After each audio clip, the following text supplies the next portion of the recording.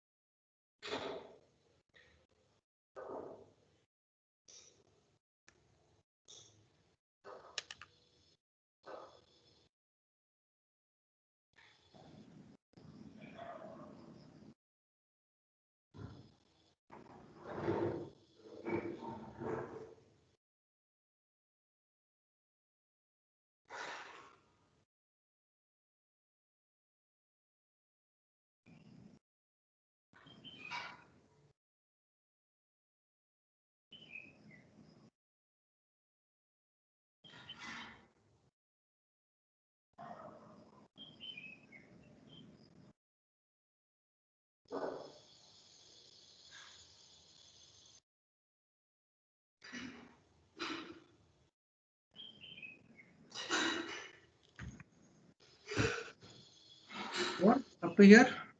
Are still writing? Completed. Okay. Write the next diagrams.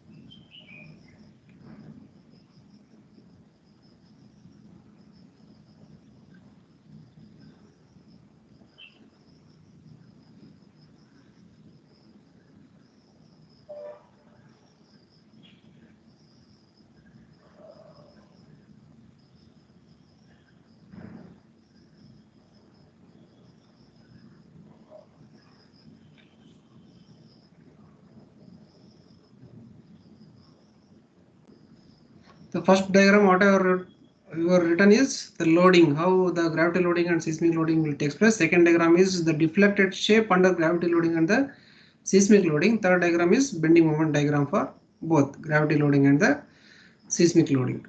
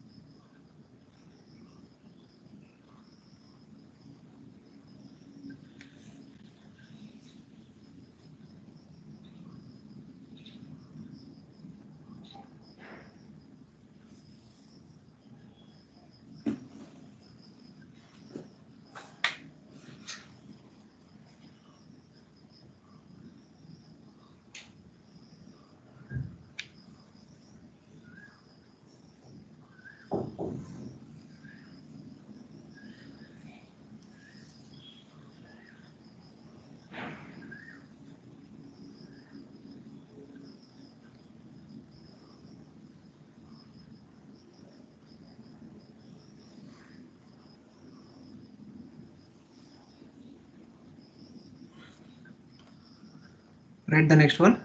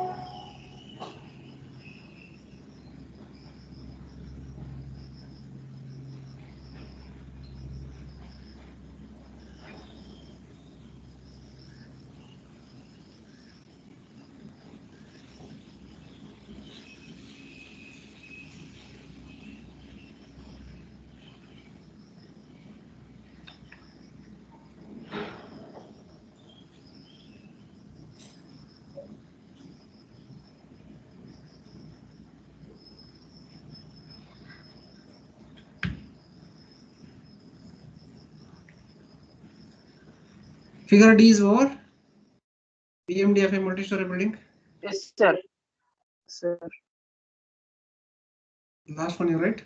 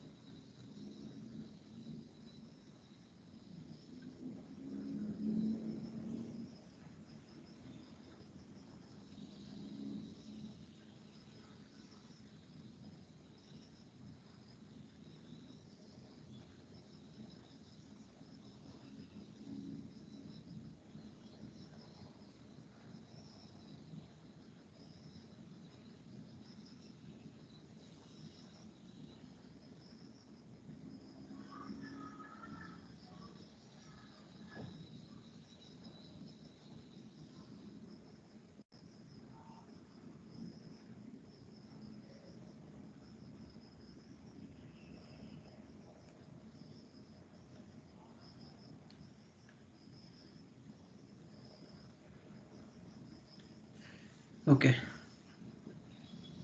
It's clear. What? No, sir. Okay.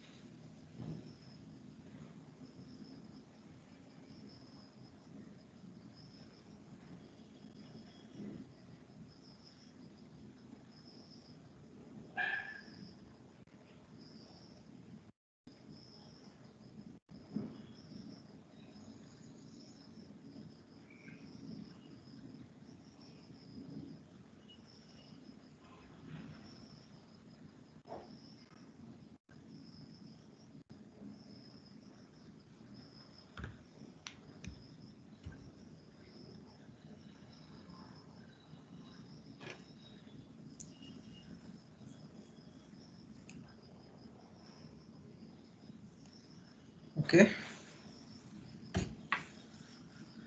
I think you all completed, right? Yes, sir. Okay. So let us see what is the structural behavior of a RC framed building under gravity loads and the seismic loads, and we can also see the difference between the both. Okay, between both the cases. Okay. Here, while discussing the structural behavior under gravity and seismic loads, first what we have to discuss is we have to discuss about the nature of gravity loads and nature of the seismic loads. Okay, that is the first thing. Okay. After discussing nature of the gravity loads and the seismic loads, then we need to discuss on the story drifts and deformations under gravity loads and the seismic loads. Okay. After that, we need to discuss what will be the nature of bending moment and nature of shear force when you compare the behavior of a building subjected to the gravity loading to that of behavior of a building subjected to the seismic loading. Okay, and finally you should also discuss about the joints.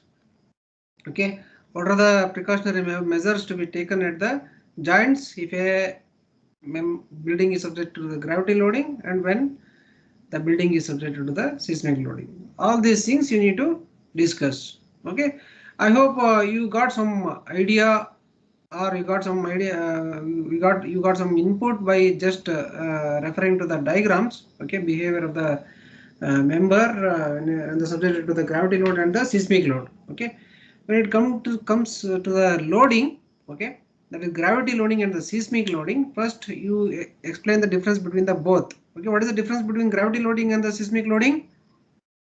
What is the main difference?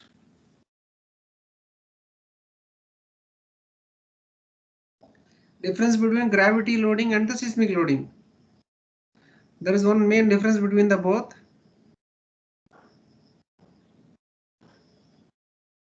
What is the difference? Just look at the diagram and tell me.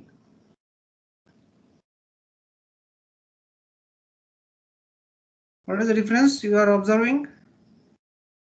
External forces. Both are external Lateral forces only. That is one thing. Self-weight of the structure will come under gravity loading. Other than that, lateral force.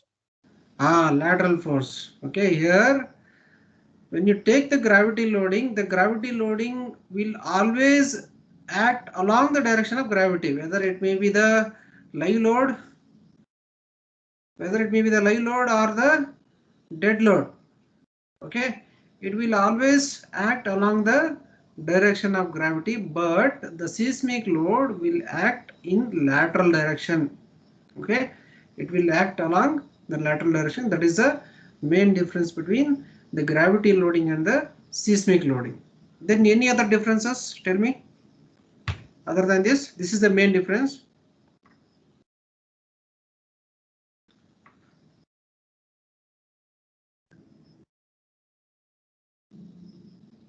Just think of all the aspects of the gravity loading and think of all the aspects of the seismic loading, then you will come to know the difference. So one main difference is observed, that is the gravity loads will always act along the direction of the gravity. The seismic load will act in lateral direction. Okay, in lateral direction. That is the one main difference we have identified. Then what are the other differences which we can define?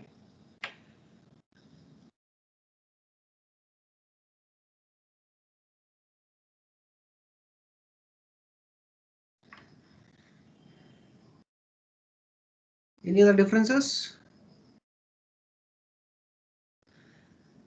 See, when it comes to the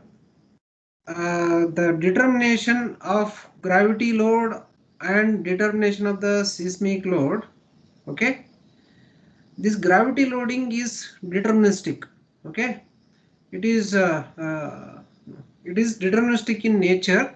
Okay, we have the direct guidelines, okay, from the code book, okay, to choose the lay load and the to choose the lay load from IS 18, IS 873, you will choose a live load depending upon the type of the building, whether it is a public building, residential building, okay, whether it is a hospital building.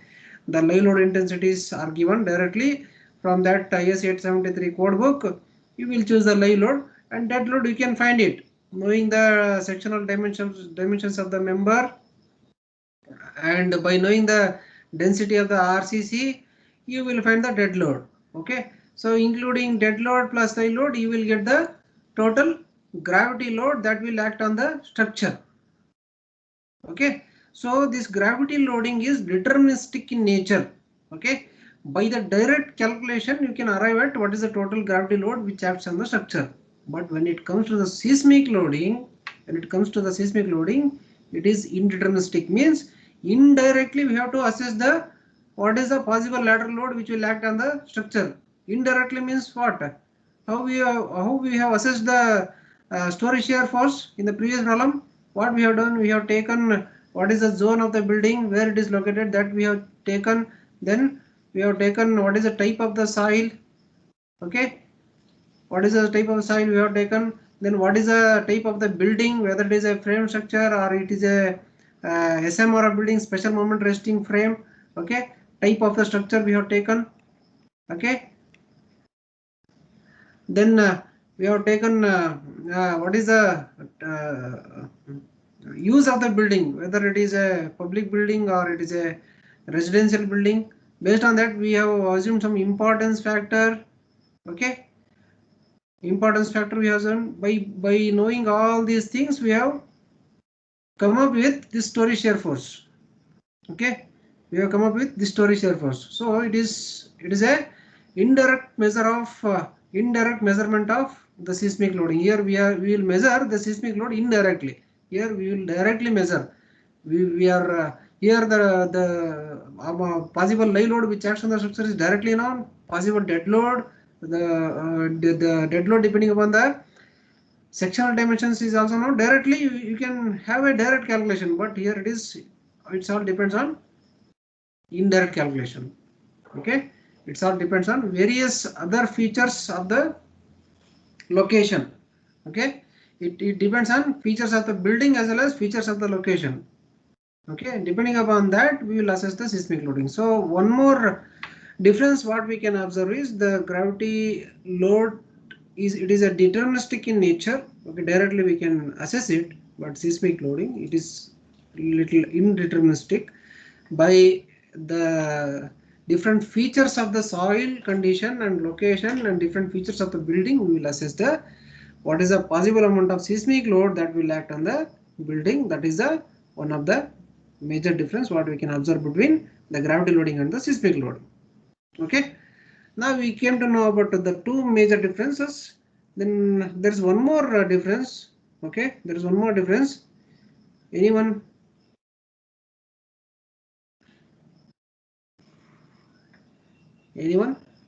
can predict what is the one more difference between the gravity loading and the seismic loading?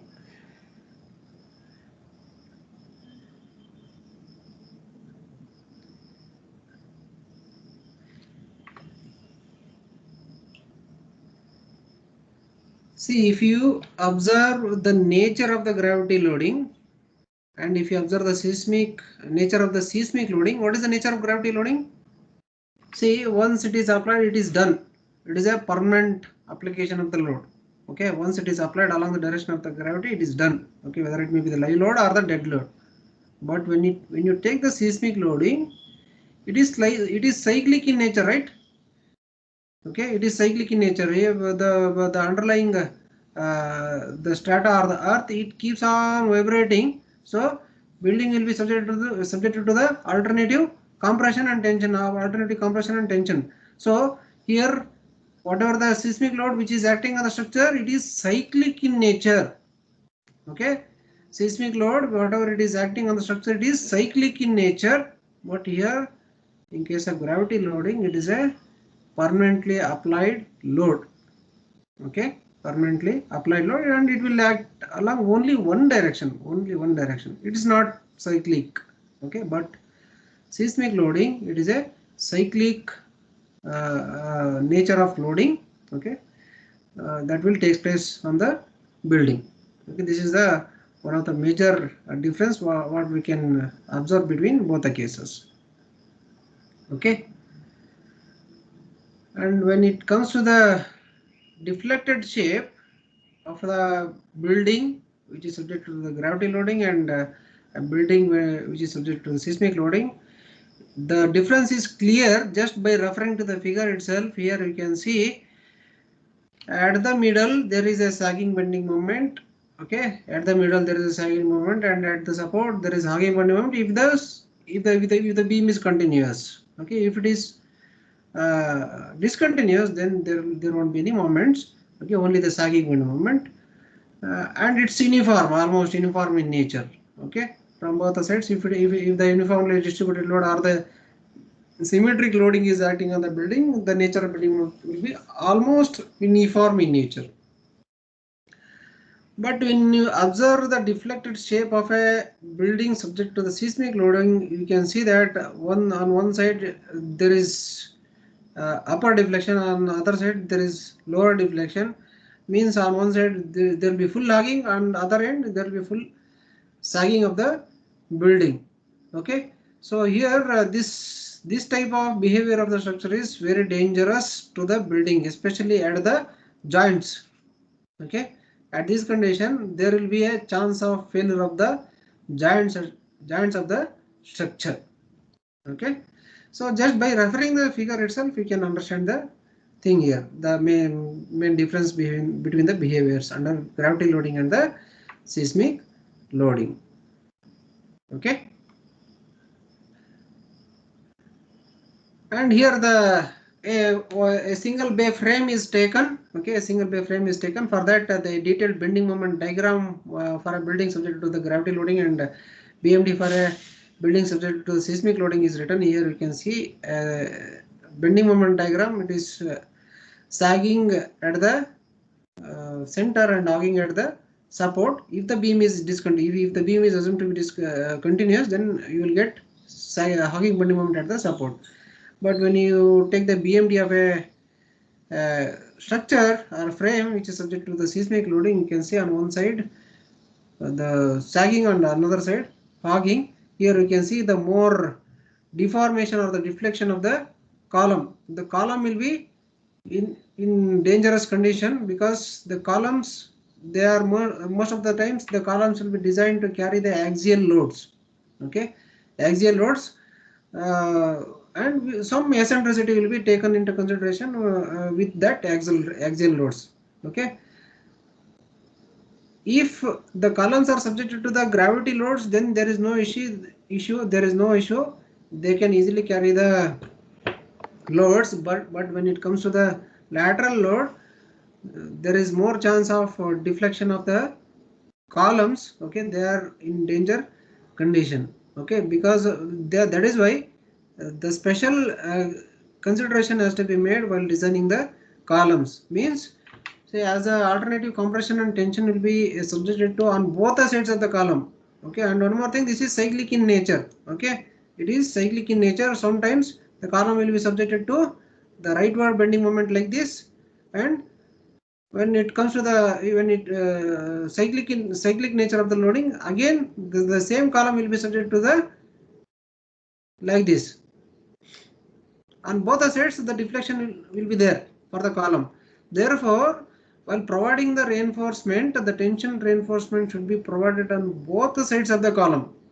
Okay, especially the building which is located in earthquake prone area, there we should take special considerations for detailing of the column. On both the sides the tension reinforcement should be provided for safe action against the seismic loading. Okay, similarly for a multi-story building the bending moment diagram is written. Okay,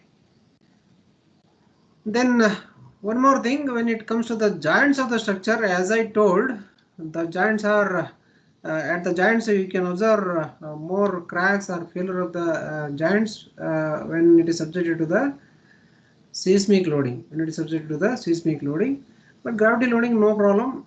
The members can easily handle the load, because almost the type of gravity loading will be almost symmetric in nature. Members will easily handle that load, but when it comes to the seismic loading, the resultant action of the seismic loading will be directly transferred to the joints of the structure only. Okay.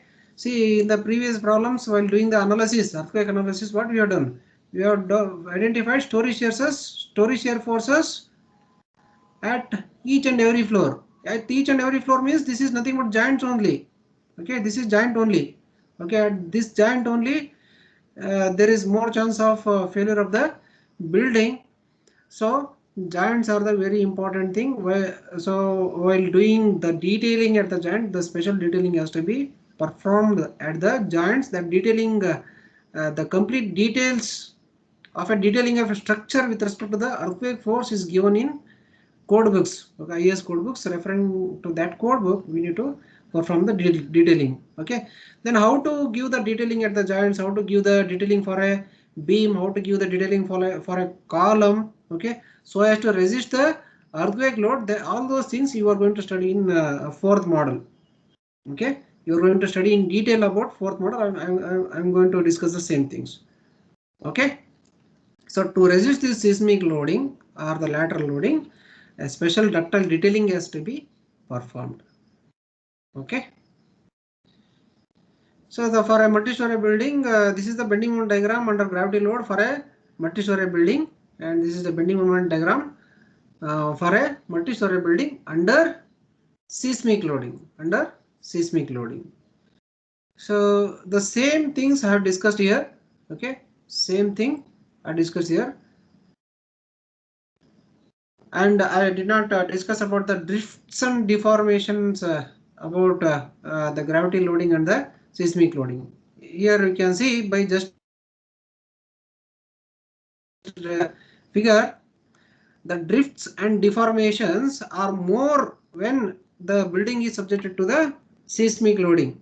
Okay, drifts and deformations are more when it is subjected to because when you take a column or when you take an example of a joint of a particular building, when that joint is subjected to the lateral loading, then you can observe more drift and deflection. Okay, more drift and the deflection than different deflection of a building subjected to the gravity loading. Okay, therefore the drifts and deformation of a building subjected to the gravity seismic loading is more compared to the drifts and deformation of a building subjected to the gravity loading. Okay, that is one difference with respect to the drift and deformation. There is one more difference. Okay, there is one more difference with respect to the drift and the deformation. Drift and deformation caused by the gravity loading, it is a permanent one. Okay, but drift and deformation caused by seismic loading, it is cyclic in nature. It is cyclic in nature. Sometimes there will be a drift on the rightward direction, sometimes drift on the leftward direction. Okay, how the building will behave? It will behave as a cantilever beam. Okay, when the building is subjected to the earthquake shaking, it will behave as a cantilever beam. Okay, on either side it will keep deflecting. Okay, therefore whatever the drifts and deformation caused due to the earthquake load, they are reversible and cyclic in nature. Okay, whatever the drifts and deformations of a building due to seismic loading, they are reversible and cyclic in nature. But in case of gravity loading, the drifts and deformation are reversible only when the structure behaves within the elastic limit. Okay, only when the structure behaves within the elastic limit. If the structural behavior goes beyond the elastic limit, the drifts and deformation of a building subjected to the gravity loading is permanent and it is irreversible and it is not cyclic in nature. Okay, that is a difference which we can observe with respect to the drift and deformation of a building subjected to the gravity load and the seismic load. Okay, I think rest of the thing I have already discussed. And there will be a formation of plastic hinges under the seismic loading most of the times. As the different deformations are more, what will happen is under the seismic loading, the structural behavior goes beyond the elastic limit, then it will start behaving in a plastic manner. That is why the plastic hinges will be formed. Okay, means permanent deformation of the joints will be formed. Then it will not come back to its original position. When it is deformed beyond the elastic limit, it's done. It will be in the same condition only. So in case of seismic loading, the plastic hinges will be formed. Okay, if the behavior goes the beyond the elastic limit.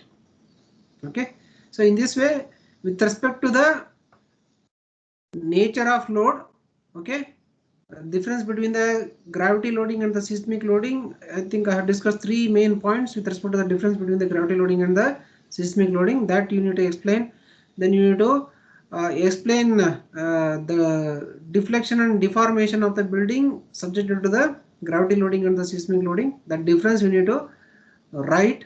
Then nature of bending moment diagram and the shear force diagram, that you need to write. And the joints, the behavior at the joints of the structure should also be explained in clear while discussing the nature of the building or the behavior of the building under gravity and the seismic loads.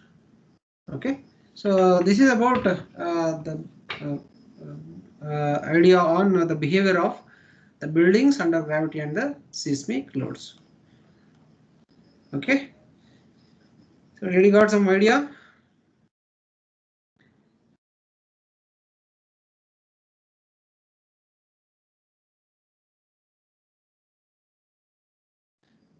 See, you have to you should remember all these figures. Okay, if you are able to remember all these figures, just by referring to the figures you can explain the things.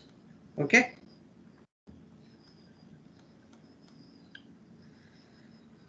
so the next topic is requirements of an efficient earthquake structural system. That I'll discuss in the next class. Okay, that I'll discuss in the next class. I hope you got some idea on behavior of the structure subjected to the gravity loading and the seismic loading. Okay, I'll take the attendance.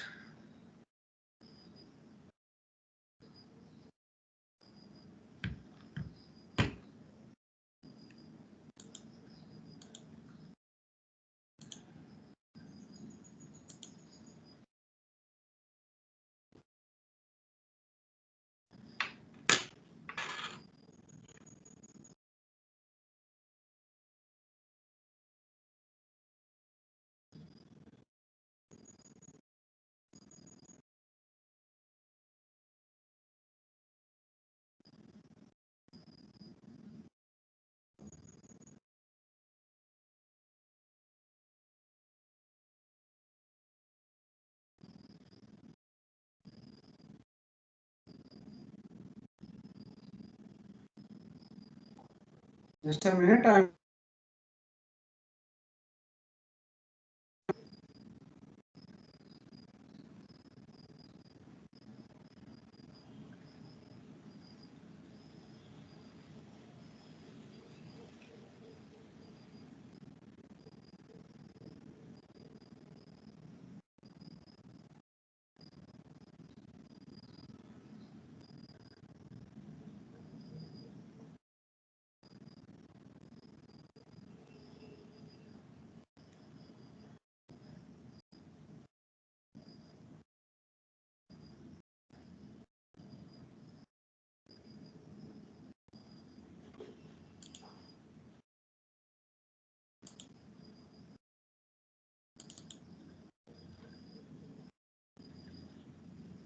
Abu Bakar Siddiq,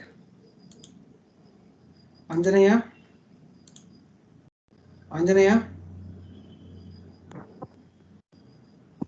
Chinmaya,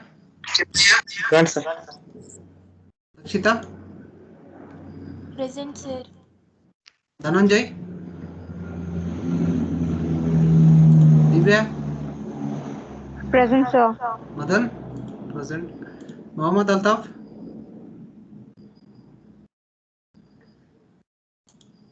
Nausha, Anjan, Present, sir. Rakesh, Present, sir. Ranjita, Yes, sir. Prasad, Present, sir. Kumar, Uday Kumar.